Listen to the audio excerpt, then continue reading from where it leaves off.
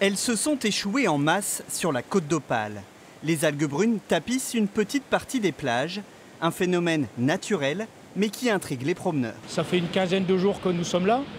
Je pense qu'on en voit un petit peu plus. Ça ne me dérange pas forcément dans la mesure où ça fait des paquets, on peut encore se promener. C'est très dispersé. Voilà. Je ne sais pas quelle sorte d'algue c'est. C'est pas gênant, je pense. Enfin, j'espère. Ça serait des déchets, je m'inquiéterais, comme des bouteilles, des plastiques, mais là c'est des algues, c'est naturel. C'est biodégradable normalement.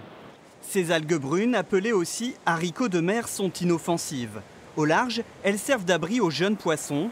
Leur présence en nombre est donc un signe de bonne santé du milieu marin. Si elles se sont échouées sur les plages, c'est en partie à cause des dernières grandes marées. Ces algues, en fait, sont solidement attachées aux rochers, mais quand il y a concordance de deux phénomènes, c'est-à-dire une marée très très basse, avec un niveau d'eau au-dessus des algues qui est faible, plus des vagues très fortes qui sont créées par des vents violents en général, eh bien, il y a des algues qui sont arrachées comme ça. Ensuite, elles sont transportées par les courants le long des côtes. On pense que celle-là, elle viendrait plutôt de Normandie. Pas d'inquiétude donc si vous souhaitez profiter du soleil et de la côte ce week-end.